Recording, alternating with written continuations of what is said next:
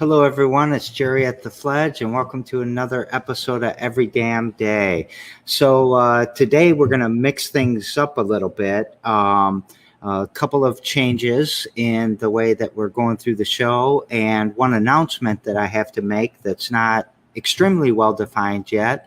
But Mr. Joe Walker, the champ who was on the show last week, him and I have decided to create an alliance between the Every Damn Day show and the thisent.com website. So I think he's going to start posting the show on there and doing a little write-up or something about it. And we're going to get more involved maybe with some of the content on thisent.com or whatever. We don't know what we're doing, but we think it's a good idea, and we're going to move forward and keep taking steps. So shout out to Joe Walker and thisent.com. Now, I'm excited about my next guest because I just love the project that she is working on.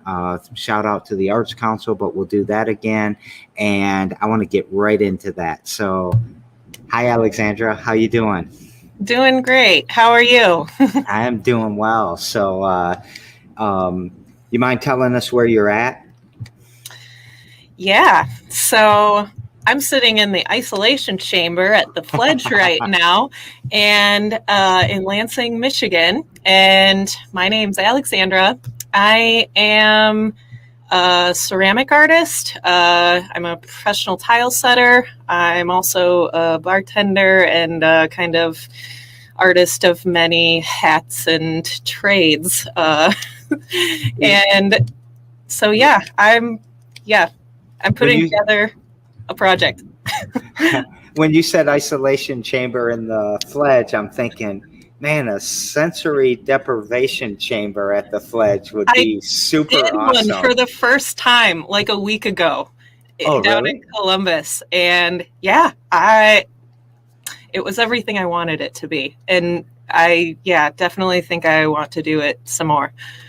I've never done it. And I can't remember the movie, like with Jeff Bridges or someone like that in it, that first kind of turned me on to it. Mm-hmm. And I would love that. Yeah. So was that expensive to do? Well, I was visiting friends who live down there, and they have some really nice facilities for these down in Columbus, and they have like a monthly membership but haven't been able to go for all of COVID. So they had like a buildup of 20 floats to do. And we're like, let's go do this while we're here. And I was like, cool. I've wanted to do one for a while and can't get anyone to go do it with me. How long did it last? An hour. You know what? I bet you some people might not know what that is. So what it is, it's basically this kind of capsule that, to look at it, made me feel like maybe I would be claustrophobic, even though that's not a normal fear of mine. But it's full of salt water, 1,000 pounds of Epsom salts. And the temperature is right at your body temperature. And so you float perfectly in this tank, and it's completely dark, and it's like the closest thing you get to like pure sensory deprivation, I guess, which it kind of did get that way. And you do get just sort of lost in not being aware of your surroundings at all. See, I want to do it because of my claustrophobic kind of feelings, and just see if it would help me, or if hopefully you can pound on the door and say, let me out of here. You can turn the light on, and they had a couple different versions of it where if you were claustrophobic, it was more like a room that then you could turn the lights off. But I did the little capsule one. I don't know. Once you got in and like shut the door, I was like, okay, I think I can do this. Was it meditative, relaxing? Did you hallucinate? Did you anything like that? A little bit of everything. I guess it was really cool. You kind of didn't feel the difference between the water and the air after a little while. And I didn't know if my eyes were open or closed. I could kind of see the outline of the door, which I didn't like. I've spent time in a photography darkroom before, where then when your eyes get totally adjusted, you can see every little pinpoint of light in the room. And so, it to me did everything I try to do when I try to meditate, just like sitting in the normal, like the usual meditation stance. But that's always like, I get too distracted by my body, like my arm itches or my butt hurts or foot's falling asleep or something. And so this was just like not really any of those things. Well, there's 6 minutes on a tangent. This show's going to last 3 hours today. I know, everyone. I haven't chatted with many people in like a year, so there's a lot built up here. But no, I mean that was fascinating. I've always wanted. That's I think that's the longest intro we've ever done. I recommend sensory deprivation takes.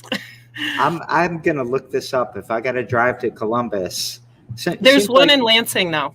Oh, there Delta is? Floats, it's called, and I've never gone to it, but I've heard decent reviews about it.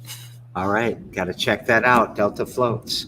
So let's talk about you a little bit more, but maybe earlier back. Where were you born and raised, and where'd you go to school, and what got you to do what you do right now? Yeah.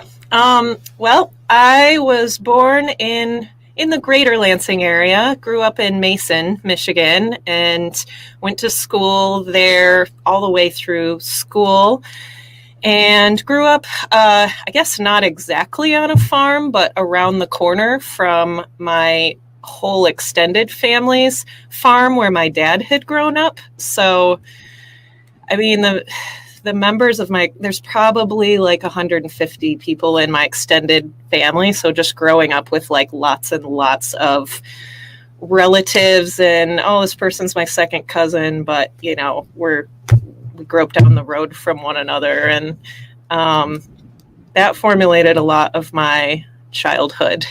And was always really artistic. Was really into music when I was a younger person, and then when I got to college was struggling a lot with the fact that they made you choose a major, because I wanted to major in about 25 different things, and I was kind of upset. I had to pick something, and I chose art because I was taking a pottery class at the time, and it was very meditative and just I don't know what it hit in my heart right then, and it felt very right. And I figured I will never get tired of art. I've learned since then I can get tired of art, but only when it's like work. So I got to be careful about my balance with that. But yeah, any topic I'm interested in, I can fit that into an artistic, creative realm. And so that's kind of how I've proceeded in trying to pursue some kind of creative life and follow. I'm interested. Where'd you go to college? I went to school in Kalamazoo College, and an awesome place. Yeah, it's a really awesome place, and I was really attracted there because it was very small and very progressive, which wasn't really the atmosphere I had grown up around, and not necessarily with family, but more in the broader community. And also their study abroad program was a huge draw. I really wanted to travel and still want to travel every place I possibly can. So one thing, I just want to give another shout out to Kalamazoo College, because this is a gem of a university or college in Michigan that most people don't know how great this school is. This is a very good school, right? Yeah, I mean, it opened me in ways. Yeah, I had a fantastic experience there. You know, they really pack so much into it in a way that I don't think I ever would have gotten at a large school or, you know, state school or something. I had a guy on the show a couple weeks ago. He went to some school in Vermont, and it was in the 70s, and he got to just define his own degree and what it meant to get the degree. So he didn't really have to declare a major. It was just, this is what it is. And then they approve it somehow. Yeah. So did you travel abroad? I did. Yeah. Where'd you go? I spent about 7 months in Nairobi, Kenya in 2007 and 8. And that was actually a really super defining moment in my life. Yeah, we were talking earlier about happiness and sadness. And I learned during that time, during the year I was there, there was a presidential election that went very awry. And the very, very condensed version of the story is there were riots for a couple of months after. It was an international news event, and I lived in a building that was like in the background on world CNN, you know, all the world news stations, witnessing, 1,000 to 3,000 people died in the conflict after that. And so witnessing that and then feeling lots of feelings about the fact that I'd come to, you know, just love this culture. I was living with a host family then, and also like just the feelings of being able to leave and come back to my own country, and thinking even before, well, I'm grateful for the things I have, but not even having any idea until I returned home, just how much we do take for granted living in this place. Okay. I know exactly the event you were talking about. I was in Dubai at the time when that was going on, and there's a lot of Kenyan refugees that make it to Dubai. And so there was a whole community that was rallying around the people. And I think the old guy tried to steal the election, right? Yeah. Yep. So the incumbent president rigged the election. The other candidate, and there's also a lot of tribal cultural stuff involved in that. It goes back to colonialism and before as well. And it's really, to witness as an outsider was really, really eye-opening. I could spend another 20 minutes talking about this with you. We might have to do a different show sometime. So let's talk about your projects. So you've got the big one with the Shiawassee Street Mosaic project. I said that all right? Yep. Shiawassee Street Mosaic project. It's quite a mouthful. I couldn't come up with anything else. I'm going to share your Facebook page, but would you mind telling us about it? Sure. Yeah. So this project is kind of based on a vision I've had over the last probably more than 10 years of being really enamored with ceramics as a material, and so excited as I didn't really learn what it was until I was, 19, 20 years old, and had never done like art classes really in school because I was really involved in like music and theater stuff. And so I guess as I learned all you can make ceramics look like any material you want, and just got excited to showcase that. And also ceramics is like at the same time what we have artifacts of, to learn more about human life or life a very long time ago. And at the same time, it's also this very fragile material that I've had pieces I've worked for weeks on just like crash to the floor and be nothing. And I guess those kind of juxtapositions and contrasts are super fascinating to me, and to just kind of push push and experiment with those is is really cool. And I just want to share that with other people. And so what this project is really me kind of designing a mosaic, but then also I have so far over 300 people have made tile that is going to be a part of this. And there will be more opportunities in the coming couple months. And especially now that it's getting a little bit easier to get together with people.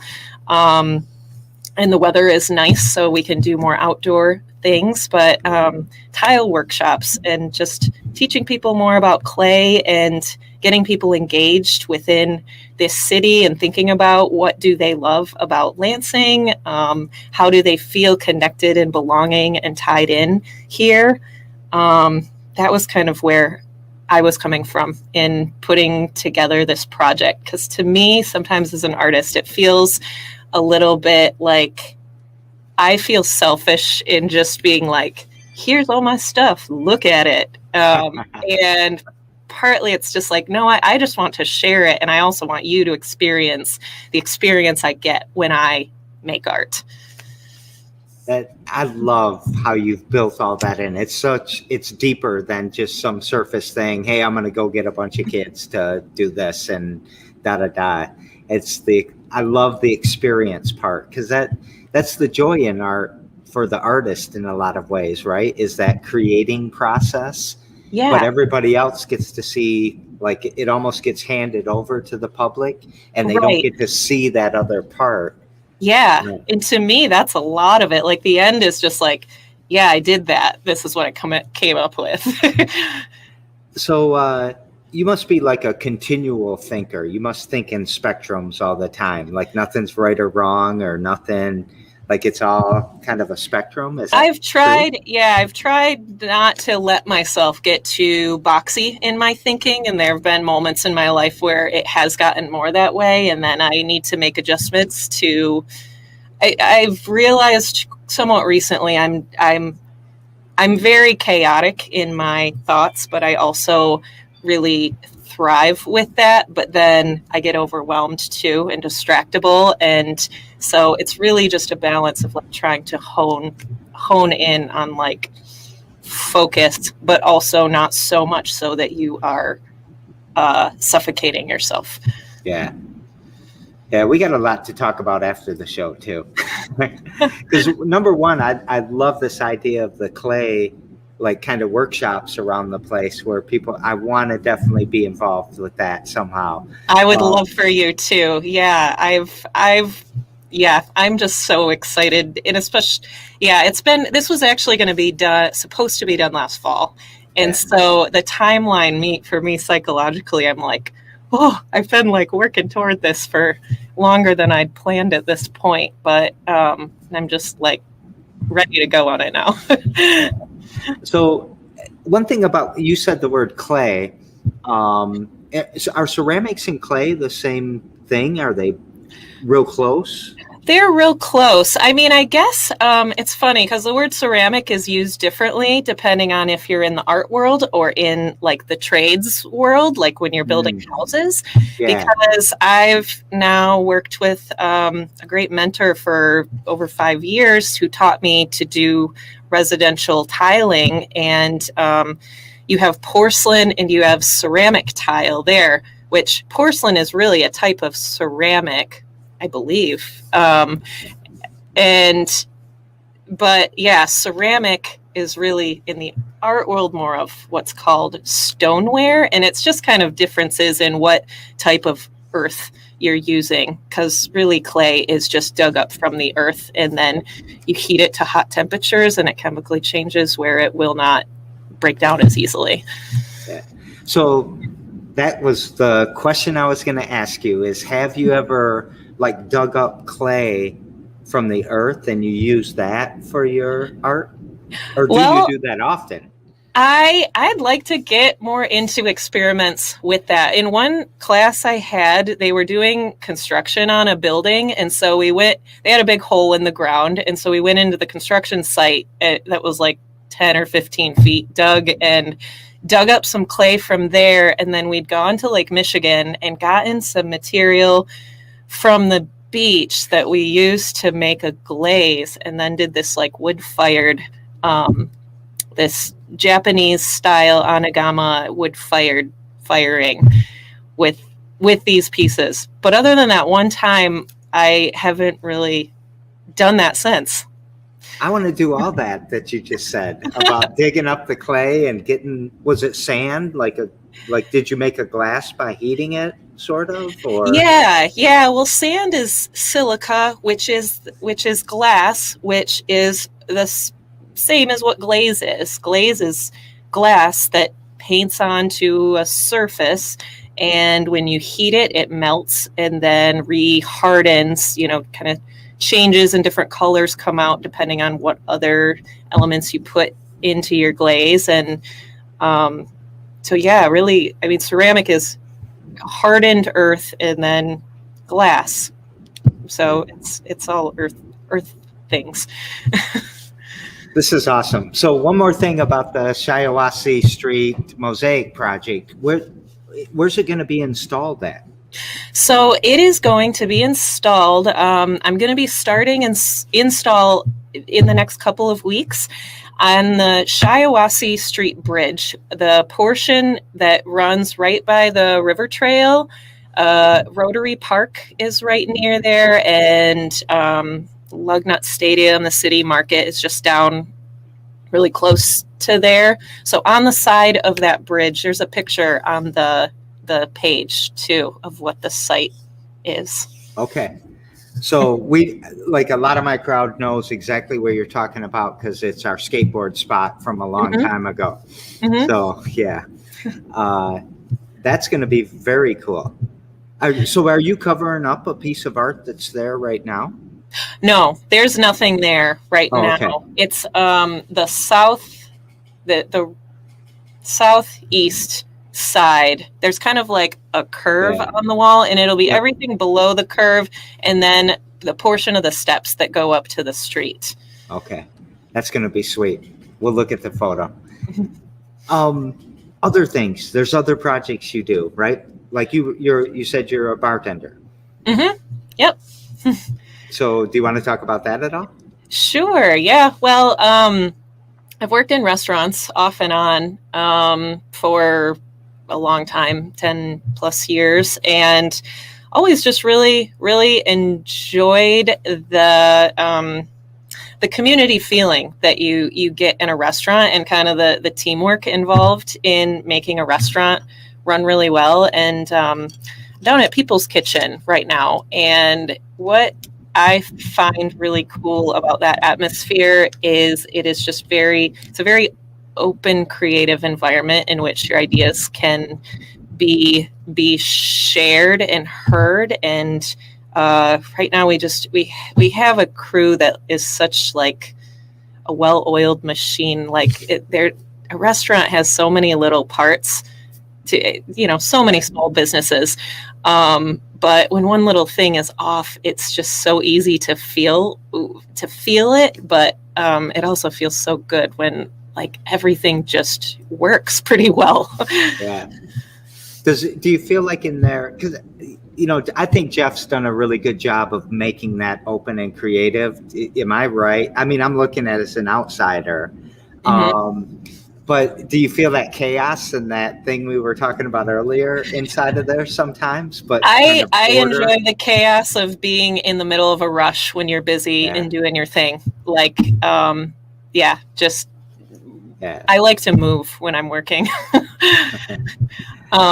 So yeah, and then you get done and you're like, whew, I'm tired. That was good. I made some money. I love you guys. Yeah. So what else? Do you have any other projects on the horizon after the Mosaic one or during? Yeah. Well, I have some ideas in the works, and I have a couple of things I haven't quite solidified yet. But after this project is finished, and I'm hoping to get finished like midsummer, and I'd like to do more of this kind of thing. Just I have a new kiln that I got last fall. And so I've been doing custom tile work up until this point, along with restaurant work, but I really want to move more into all the things I can make now that I have a big kiln. I'm really excited to make three-dimensional things. Man, I love tile, but man, I'm really itching to like have things not be flat anymore too, and be able to mess around with gravity and heating things up really hot and seeing what happens. And so that's where I kind of see him going next. What would you kind of say your mission is? Like, why are you doing the Shiawassee Street art project? I mean, I'm sure there was a grant from the Arts Council, right? Yeah. Well, the reason where's your? I was just thinking, but I know it's not for the money. I was going to say that, but I'm interrupting you.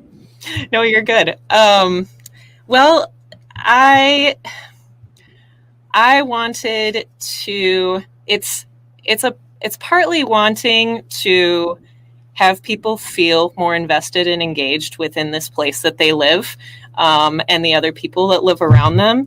I think also, to be quite honest, as an artist, like I always feel a little bit of this like kind of, I don't know if selfish is the right word, but sort of just like, I just want to show you this cool stuff that I've seen or can do, not to be like, oh, look at this thing. I don't know, just the inside of my brain looks really cool sometimes. And I struggle with the fact that I can't like get enough of it out most of the time. So yeah, doing a project like this is just an opportunity to do all sorts of work with that. And then it just gets bigger and bigger as you hear all of everyone else's ideas. And they're like, ooh, I want to make a tile about this. And then I get ideas about like, oh, this section could go like this based around this, this tile or these themes here. So, yeah.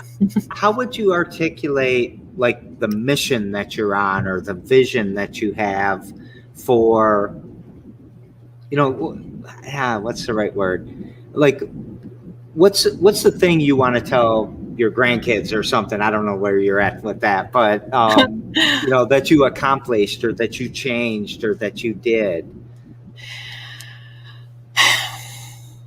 I want art. I want the work that I make to make a difference to other people in their lives. And that experience I had in Kenya, there was another portion of the experience where, like, literally simultaneously, one of my best childhood friends was killed, and it was a very mysterious, really terrible circumstance. And when I came home, I had no idea what I was going to do with myself. The bottom had just been like yanked out from under me, and I had no idea what anything was about anymore. And that is really when I dug hard into art. And I didn't know anything about therapy back then, really. And I just really dug into making art because I could not tell people about what had happened, because there was absolutely no way to describe it. Because this crazy thing had happened in Kenya. Simultaneously, this crazy thing had happened in Michigan, and both were like super close to my heart. And no one I knew, other than maybe one friend who had been a really good friend before going to Kenya, like no one could really relate to that. And I kind of just tried to figure out how to do my own therapy with that. And art was the thing that was like, well, I can get up in the morning and make something, and, try to get through this day. So, I asked the question, what do you do every damn day to push your mission forward? And it seems like art might be the obvious answer. I always feel silly asking that question sometimes. But what is something you do every damn day to push your mission forward? Quite honestly, I don't make art every day. I don't make as much art as I would like. But what I do every damn day, especially that I have worked on more during this past year, a lot more isolation, is just reaching out more to people who, as I think of people, oh, I should talk to them, like, we'll just do it.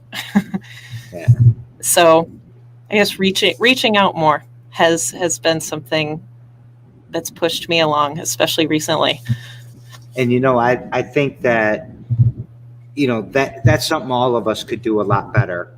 Creating connection, or maintaining connections, creating connections to just keep each other, an eye on each other, make sure we're okay, lift each other up, all of that. They often say, like, connection is the opposite of addiction, but I think it's the opposite of depression. It's the opposite of violence. It's the opposite of so many things. And I just feel this big swell of depression that's turning into anger right now. And we see it in the shootings and the fights and the arguments.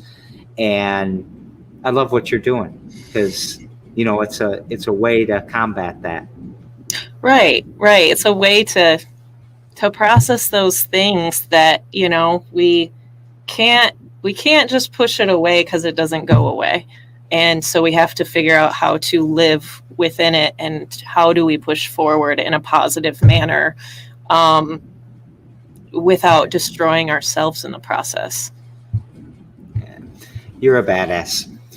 So we daisy chain these shows together, and yesterday on the show I had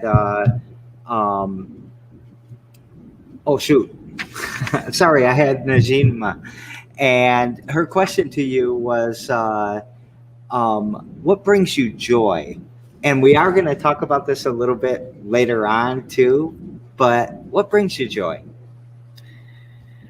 What brings me joy is, we talked a little bit about connection and community already.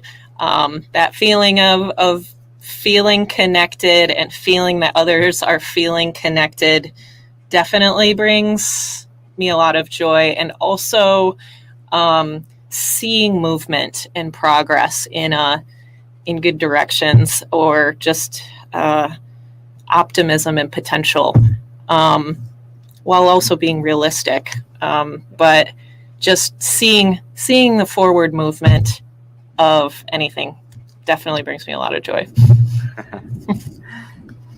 Tomorrow on the show, we have Jenna and McShane Photography.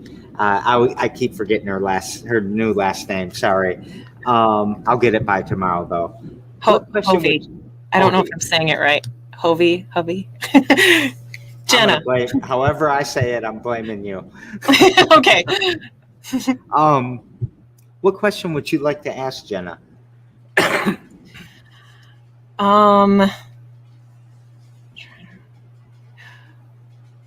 What are you most proud of yourself about? And I flipped that question on you. So what thing are you most proud of yourself about?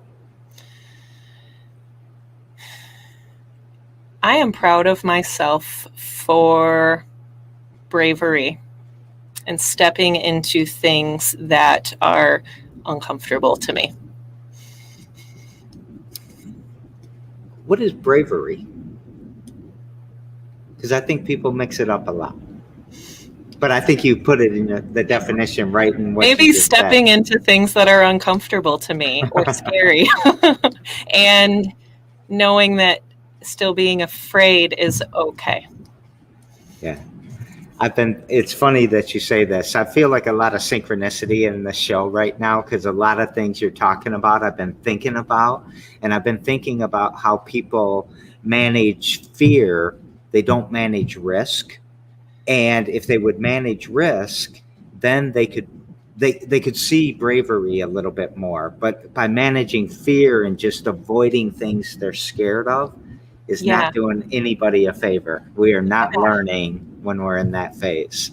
Yeah, we have to go toward, I literally was just having a conversation with my dad right before this, and we were talking about making decisions either as a person or as a country. We're just talking about the larger world, and how making decisions and setting up structures or restructuring things not based on fear, but going toward a vision you want to go toward, and how the results with that kind of vision are so much better than when you're making decisions based on like this weird, I'm going toward this, but I'm also like retreating from it at the same time because I'm afraid.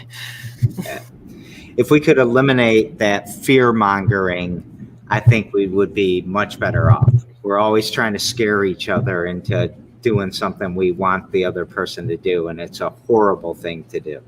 Mm-hmm. So, dang, we should have your dad on the show too. Ooh, he can talk more than me. So, all right, we're going to get into this is where I'm changing things up a little bit, and I asked you the question a little bit earlier, and I'm going to kind of group all three things together for this show, but change it for tomorrow. What is happiness to you, and are you happy? What brings you joy? You already answered. And what gives you hope? You sort of built into the answer of the joy thing too. So happiness, joy, hope, and then sadness. How do these four things how do you look at that? So happiness to me is, I've always thought of happiness versus satisfaction.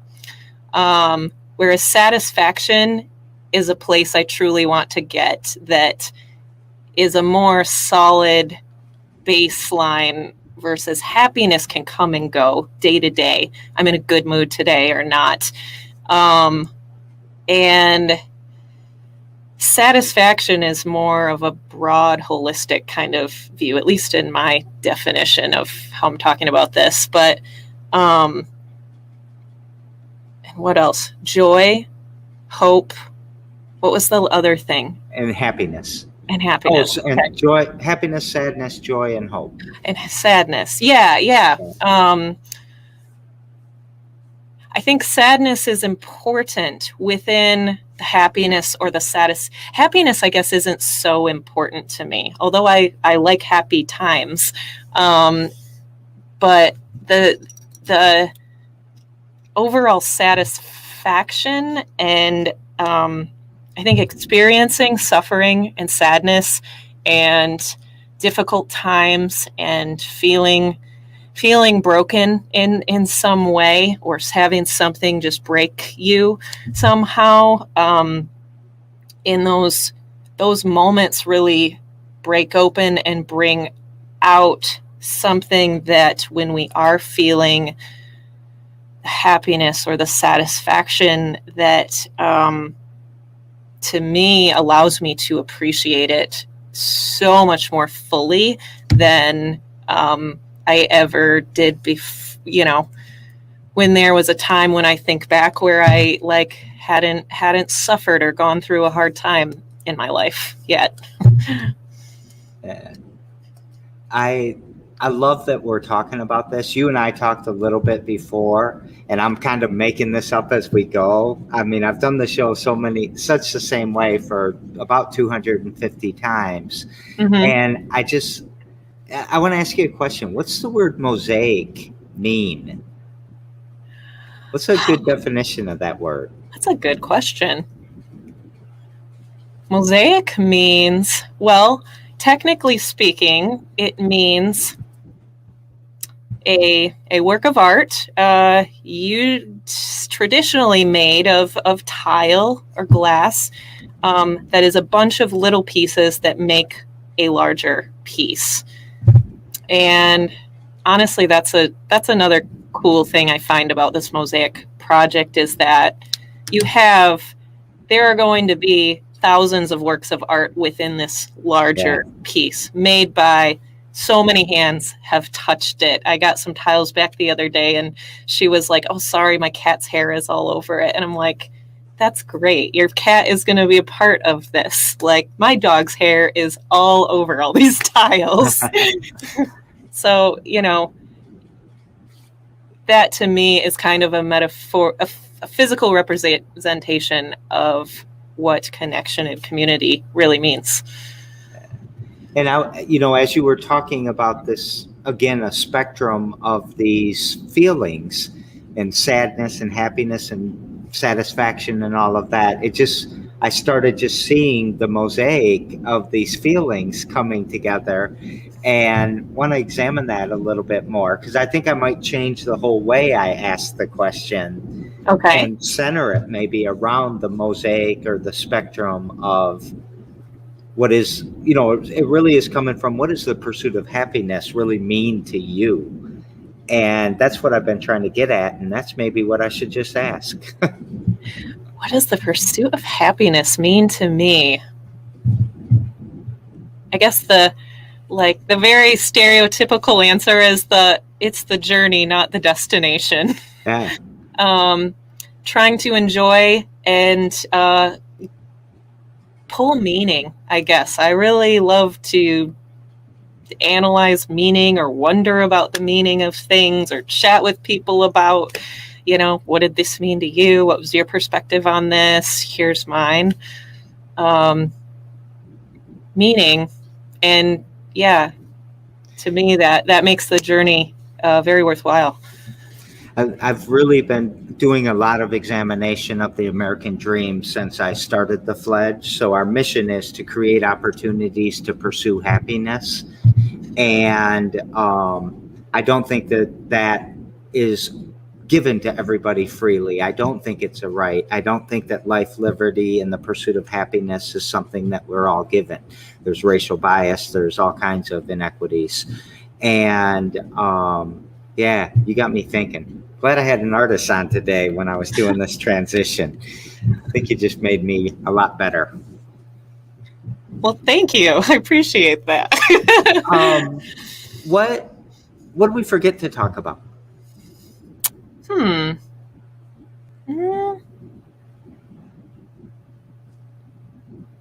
I don't know. Probably a million things. Well, we definitely want to do some workshops, and we kind of talked about that. Do you have any planned yet? Yeah. So, kind of this new format, now that we've kind of fully gotten into what is starting to feel like real summer weather, which is what I've been waiting for. We needed to kind of get past that risk of freezing at night before I really want to start putting things on the wall. So as of this point, I'm thinking starting next week, I have kind of open office hours at my studio, which is also my house on the east side.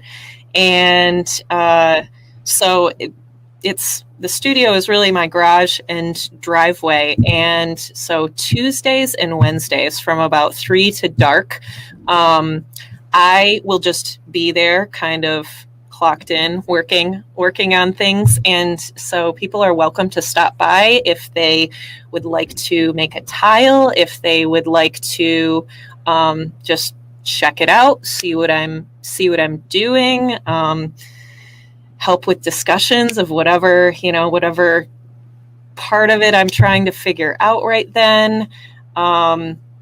So that is one way that people can get involved. Also, there will be more set events to do workshops. I believe on June 10th, I'm participating with 501, an event that they are doing downtown. And now I'm forgetting the name of the event, but I'm forgetting it too. We talked about it yesterday. Thing happening. Yeah.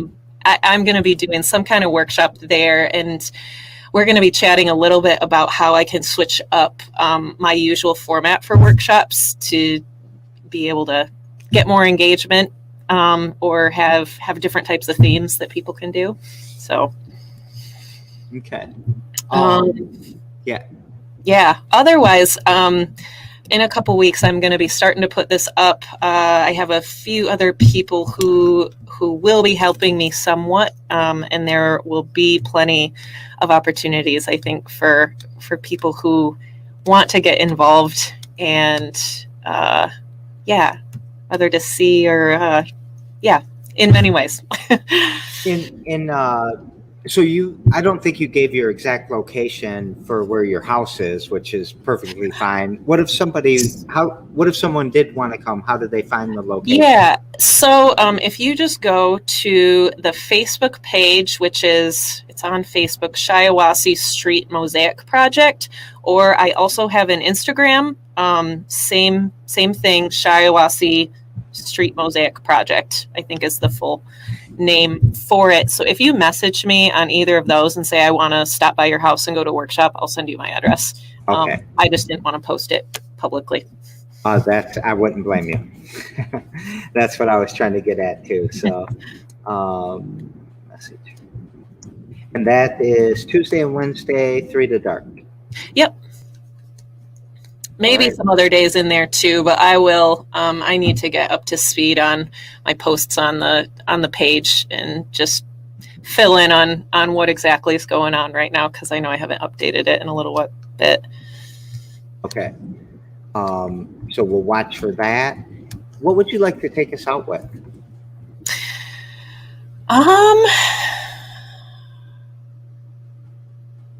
So much of this year, in my experience of it, has felt like treading water and just keeping yourself steady, because I knew I had to keep it all together. And now I think as we're starting to emerge a bit more, being higher rates of vaccination and hopefully lower rates of the virus, sooner rather than later, don't lose sight of where we're at in the journey, I guess, because I do see us going in great forward directions because of that, because of, all the suffering that has taken place for many of us in the last year on so many different levels. Stick with it. Thank you for coming on the show. Thank you for being part of our community, and thanks for making us stronger, more creative, more innovative. It helps. It's super important. So every damn day at 2 p.m. Stay tuned for tomorrow for Jenna, and I will see you later. Have a great day, Alexandra. Have a great day, everyone. Thank you.